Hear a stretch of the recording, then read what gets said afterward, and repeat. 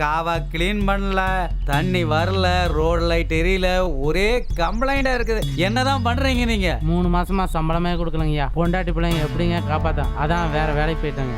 என்னையா 3 மாசமா சம்பளம் கொடுக்கலங்கிறாங்க? சார் கசானாவில் சுத்தமா காசு இல்லை சார், எல்லாம் காலி சார். என்னையா நீ மட்டும் டிப் டாப்பா இருக்கிற, உனக்கு மட்டும் எப்படியா சம்பளம் கிடைக்குது? சார் நாங்கெல்லாம் கவர்மெண்ட் சர்வெண்ட் சார், இவங்கெல்லாம் ஊராட்சி சர்வெண்ட் சார். ஊராட்சியில் இப்போ பணம் இல்லை சார். ஏயா பணம் இல்ல? எங்க போச்சு பணம்?